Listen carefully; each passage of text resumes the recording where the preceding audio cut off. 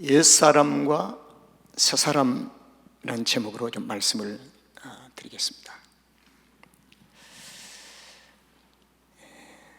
우리가 살고 있는 이 로스앤젤레스의 반대편, 지구 반대편 파리에서는 지금 세계 올림픽이 진행 중에 있습니다. 거기는 206개국이 각 나라들이 지금 참가한 스포츠 무대라고 합니다. 206개의 나라는 다 국기가 다르더라고요.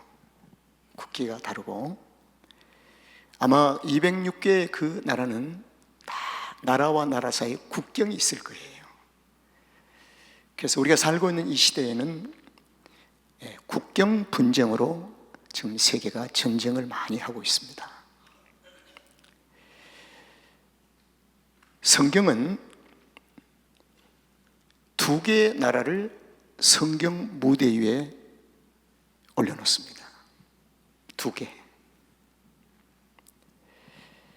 그리고 성경에서 성경 무대 위에 올려놓은 두 나라는 국경이 분명합니다. 그래서 그 국경은 성경에서 십자가라고 하는 국경을 해놓고 아무나 그 보도를 넘어갈 수가 없습니다.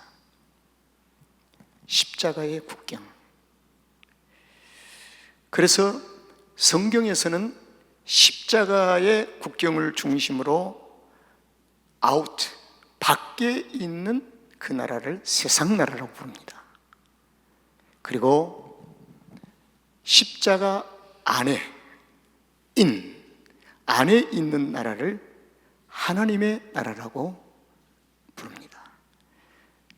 그래서 성경은 신구약 성경에 이 두 개의 나라를 아주 정확하게 국경을 구분해요.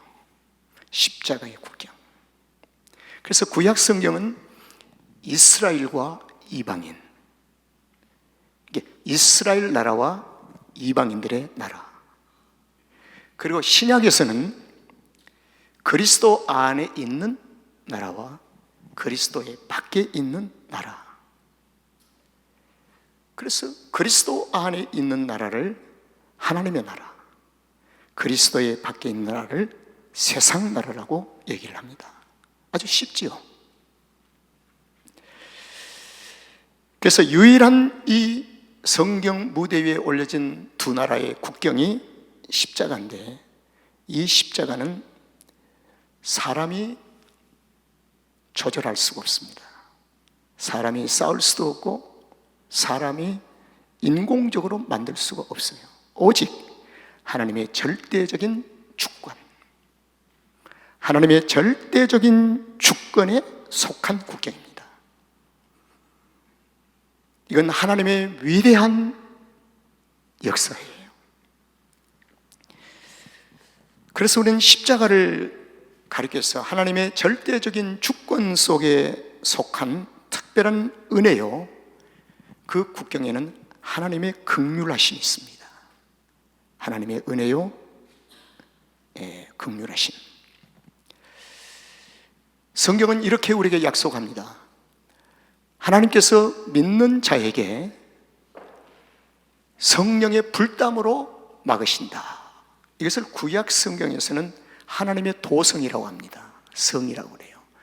성령께서 불담으로 국경을 만드시고 천군 천사를 보내서 호의케 지키시며 누구든지 세상에서 아무든지 침략하지 못하도록 막아주고 보호하고 계신다. 이렇게 얘기를 합니다. 그래서 우리는 십자가에 바뀐 세상의 나라에 속한 사람을 가리켜서 우리는 옛사람이라고 부릅니다. 옛사람. 그러면 저와 여러분은 과거의 옛사람이었습니다. 지금은 우리는 옛사람이 아니라 새사람으로 우리를 부르고 있습니다. 십자가의 안에 있는 나라를 하나님 나라에 속한 자라고 한다면 성경은 새 사람이에요. 새로운 피조물이라고 부릅니다. 그래서 우리는 새로운 피조물이다. 그리고 새 사람이다. 여러분, 새 사람에게는 속성이 있습니다. 인격이 있어야 돼요. 새 속성이 있습니다. 그래서 새 속성을 가진 사람이다. 우리가 세상 나라에 있을 때는 옛사람인 동시에 옛 속성을 가지고 있었어요. 옛 속성이 뭘까요? 죄에 의해서 길들여진 인격, 죄에 의해서. 그래서 옛 속성을 그대로 가지고 살면 죄를 짓게 돼 있습니다. 죄는 죄를 낳거든요. 그래서 그리스도인은 옛 속성으로 가지고 사는 것이 아니라 새로운 속성을 가지고 사는 것입니다.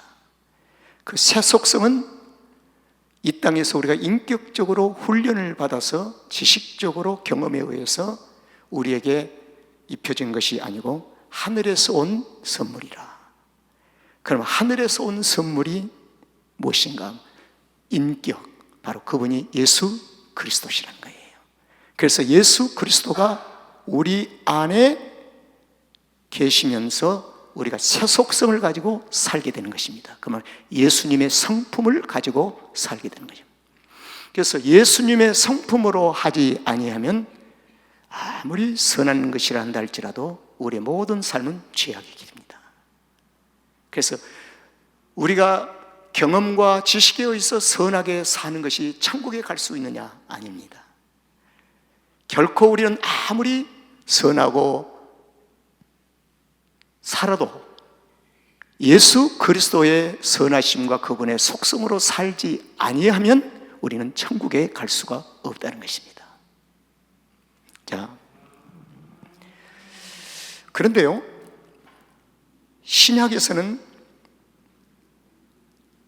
하나님의 나라가 구약에서처럼 이스라엘과 이방인을 구분하는 것처럼 분명치를 않습니다. 그래서 신약에서 많은 성도들의 질문과 관심이 뭐냐면 하나님 나라가 어디에 있습니까? 예수님 주변에서 끊임없이 질문을 던졌어요. 제자들도 주여 하나님 나라가 어디에 있습니까? 어디에 있습니까? 구약에서는 애굽에서 이스라엘을 구름 기둥 불 기둥으로 가나안 땅으로 인도하실 때 이스라엘 하나님의 나라구나 아주 쉽게 우리는 알 수가 있어요. 그런데 신약에 와서는 하나님의 나라가 임했다고 얘기를 하고 하나님의 나라가 너희 가운데 있다고 얘기를 하는데 볼 수가 없는 거예요. 그래서 제자들은 시간만 되면 궁금증을 가지고 주님 앞에 묻습니다. 하나님의 나라는 어떤 나라입니까? 거기서 주님이 답을 하시죠. 마태복음 12장 28절의 말씀에 보면 하나님의 나라가 이미 너희에게 임했느니라. 예수님 말씀하신 거예요. 그리고 누가복음 17장 20절 21절의 말씀에 보면 하나님의 나라는 볼 수 있게 임한 것이 아니요 하나님의 나라는 너희 안에 있느니라. 아주 중요한 명쾌한 답을 하셨어요. 하나님의 나라는 볼 수 있게 임한 것이 아니라, 그래서 우리는 육적인 눈을 가지고는 하나님의 나라를 볼 수가 없습니다. 그래서 우리가 육의 눈을 가지고 세상 나라에 속한 옛 속성을 가지고 행동하고 살면 하나님의 나라하고 뭐고 아무 상관이 없어요. 그냥 막무가내 해버리죠. 그래서 교회 안에서도 하나님의 나라를 바로 보는 자는 하나님의 교회를, 머리가 되신 주님을 경외합니다. 그러나 볼 수 없는 육체에 반응한 자는 교회가 무슨 마음대로 희셔해요. 그러니까 얼마나 큰 범죄입니까? 엄청난 큰 죄악이지요. 그래서 예수님이 하나님의 나라는 너희 안에 있느니라. 그럼 너희가 누굽니까? 너희가 예수님을 구주로 영접한 자. 할렐루야. 예수님을 구주로 영접한 자. 그럼 어떻게 우리가 예수님을 구주로 영접했나요? 마음에서 믿어 입으로 신하여 십자가에 못 박히신 예수 그리스도가 나의 메시아시오 구주 되심을 믿고 하나님의 아들 되심을 믿습니다. 이렇게 믿음으로 신앙 고백한 그 고백은 예수님께서 말씀하십니다. 네가 한 것이 아니라 하늘에 계신 아버지께서 성령께서 네게 감동을 주사 깨닫게 하심으로 알게 하시고 고백해 하셨느니라. 이렇게 얘기를 하는 거예요. 그렇지요. 그래서 너희 안에 하나님의 나라가 있느니라.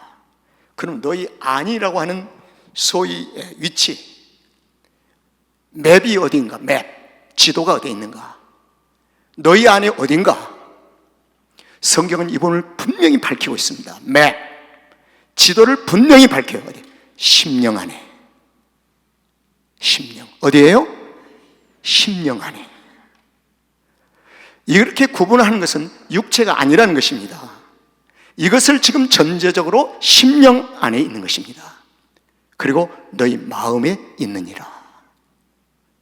그래서 사람은 영과 육이 있어요. 육에 있는 것이 아니라 어디에요? 영혼에 있다는 겁니다. 심령에 너희 안에 있느니라. 그래서 하나님의 나라가 우리 안에 이미 있습니다. 아멘. 이 질문 앞에 아멘으로 여러분들이 답을 해 주셔야 구원에 대한 확증을 얘기하는 것입니다. 이 사실에 우리가 아멘으로 화답을 못한다면 나는 구원에 대한 아직도 미스터리예요. 확신이 없는 거예요. 여러분 안에 하나님의 나라가 있습니까? 확신하십니까? 하나님의 나라가 우리 안에 임했습니다. 이건 주님이 하신 말씀이에요. 내 육체가 이상한 행동을 하든 어떤 지저분한 행동을 하든 간에 상관없이 너희 안에 하나님의 나라가 임했느니라. 이 말씀 앞에 아멘으로 받는 자는 이미 그 안에 하나님 나라가 있는 줄로 믿습니다. 그럼 하나님의 나라는 어디서부터 시작해요? 영역 땅이 있잖아요. 미국 땅이 얼마나 넓습니까? 그리고 작은 나라가 있잖아요. 그래서 하나님의 나라의 출발은 겨자씨 비유를 합니다. 너희 안에 겨자씨만한 하나님의 나라가 임했느니라. 그런데 겨자씨가 우리 안에 떨어졌어요. 그래서 그 겨자씨가 싹이 나고 자라고 새가 날아들고 풍성해지면 하나님의 나라가 세워지고 확장됐다는 것입니다. 그런데 하나님의 나라의 씨앗을 받기는 받았는데 1년이 가고 2년이 가고 3년이 가도 하늘 그대로 있느니라. 그대로 있는 거예요. 그대로. 이것을 가르쳐서는 신앙이 성숙하지 아니하고 머물러 버렸다는 것입니다. 그래서 신앙의 성숙을 위하여 성도들은 성령께 간곡한 기도를 해야 합니다. 저도 요즘 주님, 신웅규 목사의 신앙을 좀 성숙시켜 주시옵소서. 정말 기도 많이 합니다. 그 기도가 내게는 지금 굉장히 급해요. 성도들을 어떻게 설교하고 가르칠까가 내게 급한 게 아니에요. 내가 주님 성숙하고 성장해야 되겠습니다. 주님이 바라보시는 그 성숙에 대한 나의 삶을 비춰보니까 너무 부족한 거예요. 너무 부족해요.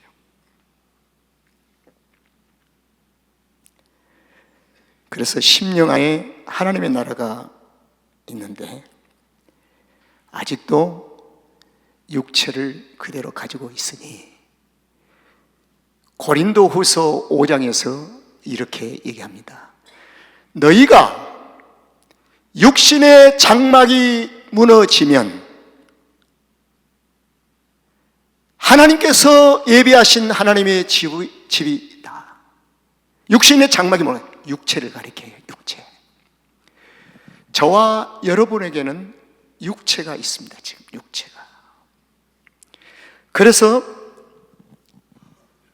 사도 바울 선생님은 로마서 7장 25절 말씀에 그리스도인들에게는 두 가지의 속성이 있대요. 두 가지 속성. 하나는 세상 나라로부터 입혀지고 세상 나라로부터 받은 그것을 그대로 간직하고 있는 육체의 법이 있대요.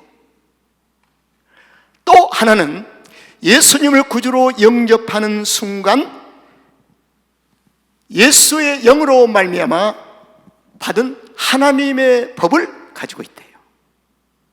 그러니까 사도 바울은 구원받고 난 후에도 자기 안에는 두 개의 법이 있대요. 하나는 육체의 법과 하나는 성령의 법, 하나님의 법을 가지고 있대요. 그런데 이 두 법을 너희들이 섬기고 있다. 섬긴다고 그래요. 이게 육체는 죄의 법을 섬기려고 하고 내 영혼은 하나님의 법을 섬기려고 하고, 그래서 하나님의 법을 섬기려고 하는 것과 또 세상 나라의 죄의 법을 섬기려고 하는 이 두 가지 법이 내 안에서 지금도 충돌하고 있다. 그리고 이 싸움을 내가 마칠 수가 없구나. 바울의 얘기입니다. 사도 바울의 이 싸움을 좀 끝내버렸으면 좋겠는데 이게 안 되는구나, 힘든구나. 그래서 사도 바울은 하나님의 나라가 이미 내 안에 임했지만 아직도 이 육신의 죄의 법을 섬기려고 하는 이것 때문에 내가 참 괴롭다. 그래서 사도 바울은 평생토록 이 두 개의 법을 가지고 싸움의 대상을 로마에 두지 아니하고 자기 육체에다가 싸움의 대상을 설정합니다. 여러분, 한국이 군인들의 주적이 어디입니까? 한국 군대가 다 알죠. 노스코리아. 그리스도인들의 삶의 영적인 주적이 뭡니까? 남편입니까? 아내입니까? 미움의 대상이 있는 사람들입니까? 사도 바울은 아주 경쾌하게 얘기합니다. 네 육체. 육체가 나의 싸움의 주적이라는 것입니다. 그래서 이 두 법이 자기 안에서 싸웁니다. 그래서 사도 바울은 모든 육신의 장막을 벗는 날까지 이 두 법을 가지고 살다가 옷을 벗습니다. 자, 그러면 이 두 법을 아직도 가지고 있는 다윗의 무너짐에 대해서 이제 접근을 해봅니다. 도무지 이해가 되지 않는 다윗. 어떻게 다윗이 그럴 수가 있을까? 다윗에 대한 실망과 의심을 잠시 한번 두고 이제 다윗의 무너짐에 대한 비통함을 거기서 멈출 것이 아니라 오늘부터는 과연 다윗 속에서 완전한 실패, 완전히 무너진 가운데서 유일한 생명인 십자가가 그 주변에 있는가 하는 문제에 우리가 주목을 해야 합니다. 그걸 찾아야 돼요. 성경에서 다윗이 무너진 다윗 속에서 십자가가 과연 찾아올 것인가, 아니면 십자가가 있는가? 교회는 이 부분에 대해서 주목을 해야 한다고 생각해요. 오늘 우리가 읽은 이 사무엘하 12장을 보면은요, 12장의 시작이 여호와께서 나단을 다윗에게 보내시니 하면서 시작됩니다. 따라합시다. 여호와께서 나단을 다윗에게 보내시니. 하나님께서 다윗에게 복음을 보내시니. 그 말을 바꿔서 얘기합니다. 하나님께서 다윗에게 십자가를 보내시니, 십자가의 외면을 받지 아니하는 다윗은 축복받은 사람입니다. 이 땅에서 십자가로부터 외면을 받는 사람만큼 불쌍한 사람이 없습니다. 십자가의 외면은 영원한 형벌이기 때문에 저와 여러분은 십자가의 외면을 받지 아니하고 십자가가 나의 삶에 찾아온 것을 얼마나 감사해 보셨습니까? 정말 감사해 보셨어요. 오늘 완전히 무너져버린 다윗, 모든 믿는 자들에게 실망을 한꺼번에 던져버린 이 다윗의 삶, 이 비통함 속에 그대로 머물러야 할 것인가? 여호와께서 나단 선지자를 다윗에게 보내시니, 하나님의 끊을 수 없는 사랑이 아직도 다윗에게 미련을 가지고 계시는 하나님, 하나님의 긍휼함의 줄을 놓지 아니하시는 하나님의 그 긍휼함의 풍성함,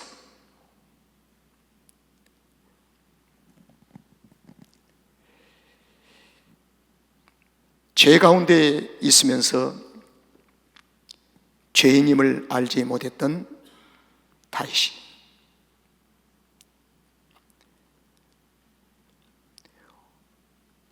장군인 우리아를 전쟁터에 의도적으로 살해하기 위해서 보내버리는 그 시점과, 우리아를 데려다가 강간한 시점과, 우리아가 아이를 임신했다고 통보하면서 낳기까지 다윗은 전혀 길트 의식을 못 느꼈습니다.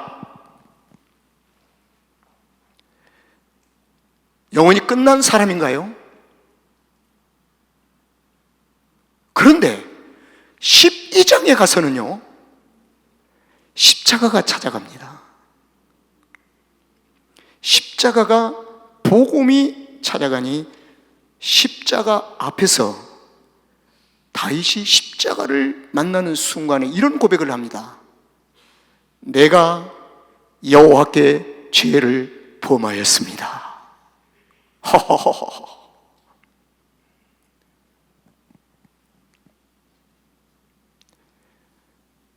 여러분, 저와 여러분 십자가를 만난 그때를 다시 한번 돌아가 봅시다. 어땠습니까?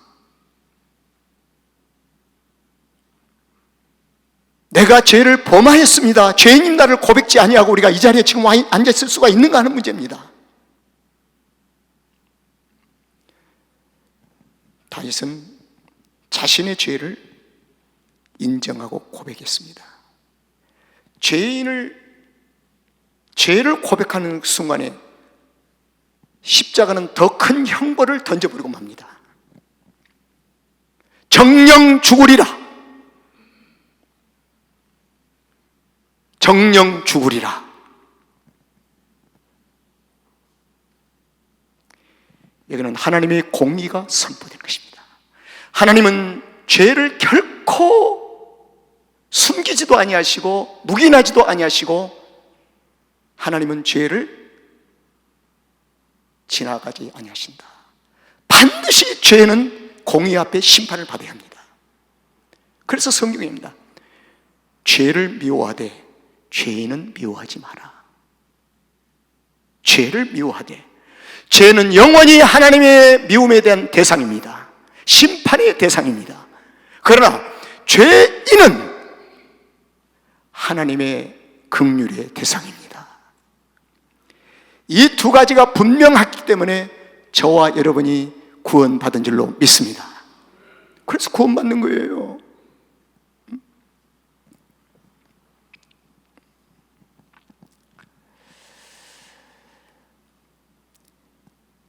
다윗이 십자가 앞에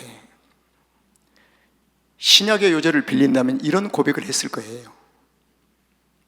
로마서 7장 24절 보니까 오호라 나는 공고한 사람이로다. 이 사망의 몸에서 누가 나를 건져내랴.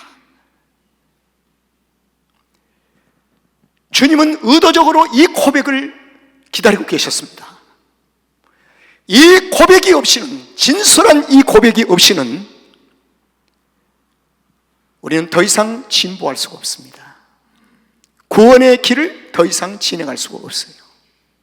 그래서 이 로마서 7장 24절은 아주 중요한, 모든 그리스도인들이 복음 앞에서, 십자가 앞에서 한 번 이상 반드시 경험해야 할 문제입니다. 반드시 경험해야 돼요. 이 사망의 몸에서 누가 나를 건져내랴. 이 말은 나를 좀 살려주세요. 나 이제 죽기 싫어요. 살려주세요. 그래야 할 때 성령님께서 나를 찾아오셔서 신원규의 손을 붙잡고 강제, 반강제, 의도적으로 끌고 가십니다. 그리고 십자가 앞에 나를 세우시고 십자가 앞에 눈을 들어 십자가에서 흘리신 보혈의 피가 바로 이 사망의 몸에서 공관 가운데 부르짖고 있는, 살고 싶어하는 이를 유일하게 살릴 수 있는 길이 십자가에서 흘리신 보혈의 피니라. 이렇게 되는 거예요. 그래서 구원받는 것입니다.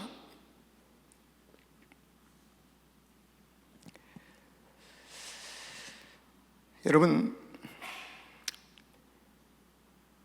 죄의 삭은 사망이고 죄는 정령 죽으리라. 그럼 다윗에게는 어떠한 정령 죽으리라고 하는 것이 적용될까? 자, 12장 15절을 한번 보여주세요. 나단이 자기 집으로 돌아갑니다. 이제 복음 전하고 십자가를 전하고 나니까 십자가 앞에서 어떻게 얘기합니까? 내가 여호와께 죄를 범했습니다. 그리고 고백하니까 나단은 이제 집으로 돌아가요. 그때 우리아의 처가 다윗에게 낳은 아이를 여호와께 지심에 심히 앓는지라. 이건 죽음입니다. 여러분, 섬뜩하잖아요. 우리아의 처에게 낳은 다윗의 아들, 다윗의 아내가 아닙니다. 우리아의 처. 이것은 세상 나라 속에서 옛사람, 죄 가운데서 네가 범죄한 사실, 거기에서 낳은 결과가 낳은 아이. 성경은 이름 자체를 지어주지도 않습니다. 아이. 죄는 죄인데요, 죄에서 무슨 미화법이 있을 수 있겠습니까? 여호와께서 사람의 이름을 지을 때는 아버지의 뜻을 이루기 위해서 하는데 죄를 통해서 무슨 아버지의 뜻을 이루겠습니까? 그래서 이름을 밝히지도 않아요. 아이. 이 아이를 여호와께서 치심에 심히 앓는지라. 이것은 사망입니다. 사망. 죄의 삭은 사망이요 정령 죽으리라. 하나님의 공의의 심판이, 저와 여러분이 예수 그리스도가 아니었다면 이미 우리는 심히 하나님의 심판 앞에 앓고 사망에 이르렀습니다. 그래서 에베소서에 보니까 너희는 허물과 죄로 이미 죽었던 너희를 내가 살리셨다고 얘기합니다. 그럼 누가 우리를 살리셨나요? 예수 그리스도께서 우리를 대신 죽어 주셨습니다. 바로 이거예요. 지금 다윗의 삶에 대하는 십자가 외에는 다른 대안이 없잖아요. 치심에 죽어요. 죄의 삭은 사망이라. 그래서 이 아이는 장례를 치릅니다. 죽어요. 이 아이는 단순한 아이가 아니라 다윗의 죄를 상징합니다. 다윗의 죄를 삭감한 것이 아니라 반드시 다윗의 죄를 물으시는 하나님. 그러면 우리에게 죄를 물으실 때 어떻게 할까요? 주여 나의 죄를 대신 십자가에 져주십시오. 정가.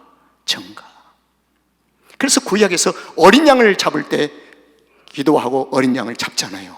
모든 백성들의 죄를 어린 양에 전가하는 것입니다. 저와 여러분에게 모든 죄를 예수 그리스도에게. 주님의 형용할 수 없는 사랑. 여러분 진심으로 감사하십니까? 우리 감사라 내용을 한번 봅시다.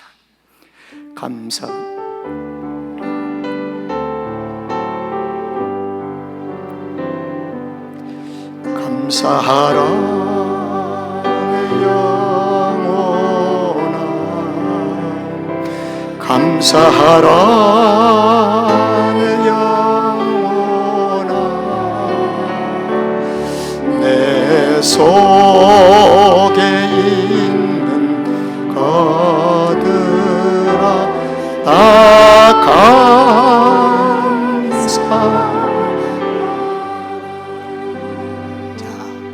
다윗이 십자가 앞에 서서 16절을 다시 한번 비춰주세요. 16절. 십자가 앞에 바짝 엎드려 버립니다. 다윗. 자기가 죄인됨을 고백하고 인정하는 것으로 단순히 끝난 것이 아니라 삶의 행동으로 십자가 앞에 바짝 엎드려 버려요. 이게 십자가의 연합이라고 합니다. 16절을. 다윗이 그 아이를 위하여 하나님께 뭐요? 간구하며 금식하고 안으로 들어가서, 안에 들어갔다는 이 말은 골방이라는 의미도 있습니다. 아니면 하나님의 성전으로 들어가 밤새도록, 마지막이 중요합니다. 땅에 엎드렸습니다. 내가 땅에 속한 자임을 고백하나이다. 땅에 속한 자. 땅에 엎드렸다고 하는 이 말씀은 땅에 속한 자라. 내가 땅에 속한 자로 세상 나라에 속한 자였음을 고백합니다. 철저하게 십자가 앞에 엎드려 버립니다. 여기서 멈추지 아니하고 이제 20절을 보겠습니다. 20절과 16절에 대비되어지는 요절 있잖아요. 16절을 다시 한번 펼쳐주실래요? 땅에 어떻게 해요? 엎드렸습니다. 땅에 속한 자로 영원한 땅에서 죽어야 할 인생, 죄인입니다. 20절. 다윗이 땅에서 어떻게 해요? 일어나. 이게 중요합니다.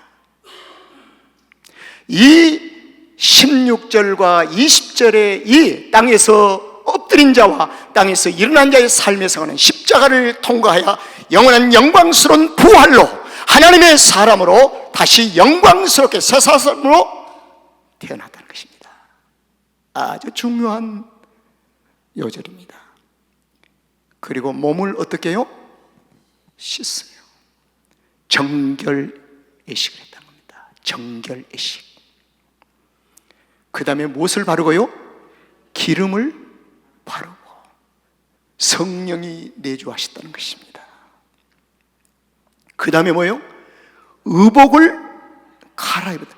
옛사람의 옷을 벗어버리고 새 사람의 옷을 입었다는 것입니다. 그리고 난 후에 어디에 들어갔습니까? 여호와의 전에 들어가 경배하고, 이것은 예배 회복입니다. 성도는 예배가 회복이 그 삶의 축복의 마지막 코스예요. 아무리 예수를 잘 믿는다 할지라도 우리의 삶의 생활에 예배가 회복되지 아니하면 안 됩니다. 그래서 매주마다 교회는 예배에 대한 회복에 대한 것을 점검해야 합니다. 소중하게 생각을 해야 돼요.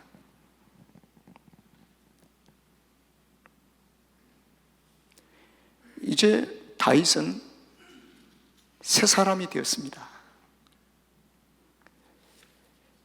이제 말씀을 이렇게 한번 종결해 보겠습니다. 오늘 읽은 본문 말씀 15절 한번 비춰주세요. 죄 가운데 있을 때 다윗은 우리아의 처가 다윗에게 아들 우리아의 처였습니다. 애속성. 그 다음에 24절을 비춰주세요. 다윗이 자기 처 밧세바를 위로하고 완전히 삶이 달라버렸습니다. 이제는요, 우리아의 처를 범하던 애속성의 다윗의 삶이 아니라 이제는 자신의 처인 밧세바와 함께 동침하여 아들을 낳았으니 그 이름을 아이라 부르지 아니하고 영광스러운 솔로몬이라고 부르게 되었으니, 이 솔로몬이라는 것은 여호와께서 그를 사랑하사, 여기서 끝나지 아니하고 25절에서 결론을 내려줍니다. 선지자 나단을 하나님께서 다시 보냅니다. 그리고 솔로몬의 그 이름을 뭐래요? 여디디아라고 붙여줍니다. 여디디아는 무엇일까요? 여호와께서 사랑하심을 입은 자다. 다윗이 여호와로부터 사랑을 회복했다는 것입니다. 이것이 바로 요한계시록에서 에베소 교회가 첫사랑을 잃어버렸을 때 너희가 첫사랑을 다시 회복하라 그 말입니다. 이 말은 첫사랑을 회복하는 것이 여호와의 사랑하심을 입은 자가 회복되는 것입니다. 하나님이 미워하는 대상이 아니라, 영혼은 사랑하지만 우리의 죄를 미워하시기 때문에 하나님의 사랑을 입지 아니하면 우리가 아무리 애쓰고 힘써도 모든 것이 헛되고 헛된 것입니다.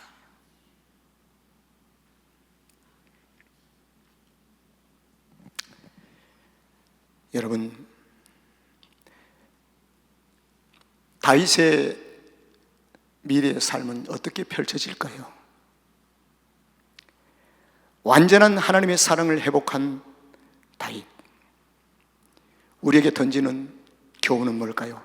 하나님의 자녀는 하나님 나라에 속한 자들로 하나님의 법을 섬기고 새 사람으로 삶을 지킬 것을 요구하십니다. 여러분, 힘들 때 성령님의 도우심을 구하십시오. 새 사람의 영역을 벗어나지 마십시오. 이것이 범사가 형통하고 잘되고 하나님의 나라가 왕성해지는 유일한 첩경입니다. 그래서 성령님의 도움을 구해야 합니다. 성령의 나를 도와주십시오. 저는 개인적으로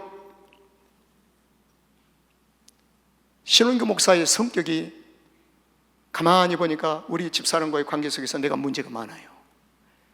그래서 요즘은 내 성격을 다스려달라고 많이 기도합니다.